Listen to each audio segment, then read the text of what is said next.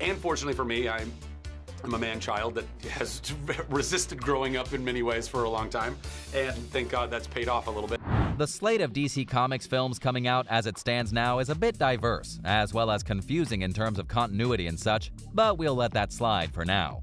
And one of the sequels that people are hoping to get a bigger reception than the first one is that of Shazam 2. The first Shazam film came out in 2019 to great reviews and a solid box office performance. But with the Black Adam film on the way and time against them to film that crossover, the sequel needs to be good. So allow us to show you 8 things to expect in Shazam 2. Be sure to like the video and subscribe to the channel. Number 8. Fury of the Gods. So let's start off by talking about the thing that we know will happen in this film. Mainly, the villains of the movie. You see, the movie is going to be called Shazam! Fury of the Gods, and so far, 2 of those gods have been revealed in the form of Helen Mirren and Lucy Liu. They'll be playing the nymphs known as Hespera and Calypso, both of whom are the daughters of Atlas. If you forgot, one of the things that Shazam has in terms of powers is the stamina of Atlas. In Greek mythology, Atlas has the ability to hold the entire Earth on his back without tiring. So obviously that's a good superpower for Billy to have in his hero form. More than likely, there are going to be more gods like this coming as we get towards the 2023 release date for the film. So their fury might just be tied to those whose powers Shazam has. Which brings us to another key point, number 7, an original story. Here's the thing, when you're doing superhero movies, you have one of 2 options that you can go and take ideas from in terms of the story. You can go and do iconic superhero storylines and morph them into your own tales, Death of Superman, Winter Soldier, Throne of Atlantis, Infinity Saga, etc. Or you can go and just make your own original story and put the characters in new situations, WW84, Age of Ultron, etc. For Shazam! Fury of the Gods, it should be noted that despite the vast history of the DC Comics universe, Hespera and Calypso have never appeared. They may have been referenced, but they never appeared in the lore at all. Which is curious because they are Greek mythology characters, and Wonder Woman as a whole is steeped in that mythology. However you look at it though, this means that there likely won't be a lot of reference material to go and make connections to, and that might honestly be for the best at present. Shazam doesn't have the deepest and most well-known rogues gallery.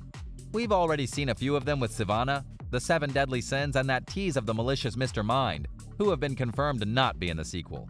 So perhaps this is director David Sandberg's attempt to grow the mythology of the character while still rooting it in who Shazam is as a hero, meaning that we might see more relatives of the gods and warriors that he draws power from. Number 6. Family Matters. As is the case with most superhero origin stories, Billy Batson doesn't have the best family history. Much of the first movie was him going beyond the confines of the law to try and find his mother. And it didn't go well when he found her. Spoilers!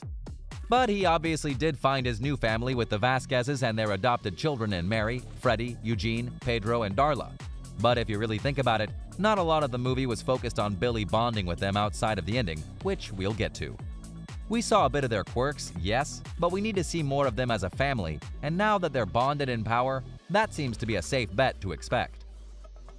Number 5. Billy and Mary. Here's another thing that many people noticed in the film. Despite Billy and Mary having a very deep connection in the comics, they honestly didn't share too many scenes on their own in the film. Even David Sandberg noted that he had shot some of these scenes, including Mary schooling Billy on how to be a pickpocket and escape undetected, but the film was too big already to include them. So in the sequel, you can bet they're going to be getting more screen time together. For those who don't get what we mean by connection, in the comics, in most continuities anyway, Billy and Mary are literal brother and sister. Various events led to them being separated as kids, and yet they found each other, and that was a main reason why Mary became Mary Marvel later on. Now, because of the origin of Billy that we saw with his mom abandoning him, you could argue that this means Mary isn't his biological sister. But you never know. Number 1. The Shazam family. Easily one of the coolest moments in the entire Shazam movie was when Billy needed help going up against Sivana and the 7 Deadly Sins, and thus gave his power to his entire family, minus the parents obviously, and the other 5 became empowered, and for the first time in history, the Shazam family was brought to life on the big screen. Fun fact, once upon a time, Shazam was the biggest superhero character in the world, even outselling Superman and Batman at one point. Which is why DC Comics sued Shazam's creators, just saying. And one of the biggest reasons for that was because of the Shazam family. They were characters that you couldn't help but love and enjoy as they grew and expanded and had lots of fun saving the day. Now they only had one real fight together in the first movie, and now that they're united in power and even have a lair as one post-credit sequence showed, they're gonna have to learn the full extent of their power and what they can all do so that they can be ready to battle the gods that are coming for them. Which brings us to number 3, magic. Here's the thing, Shazam has gone through multiple iterations in history, not the least of which is because of DC Comics acquiring the character eventually. Initially, Shazam was merely Earth's mightiest mortal, powered by legendary figures.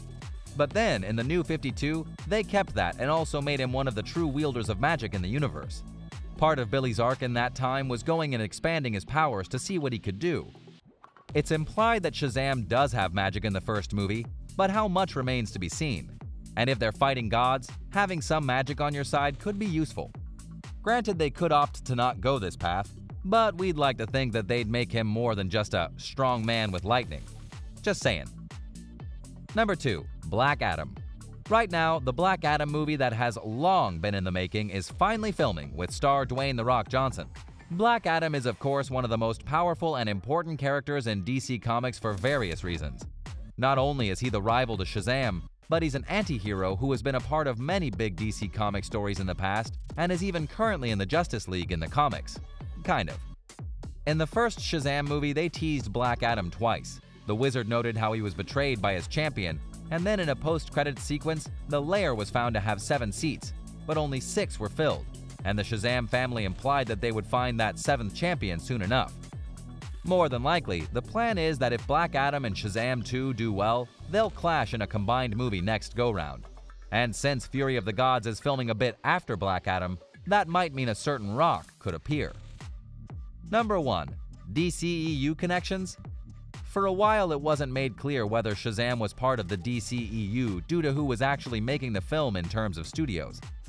But then at the end of the first movie, Superman showed up, kind of, and the end credits sequence was a bunch of sketches of Shazam hanging out with the various members of the Justice League. Obviously, the DCEU at present is a bit messy, but that doesn't mean the other members of the DCEU are going to be MIA from this.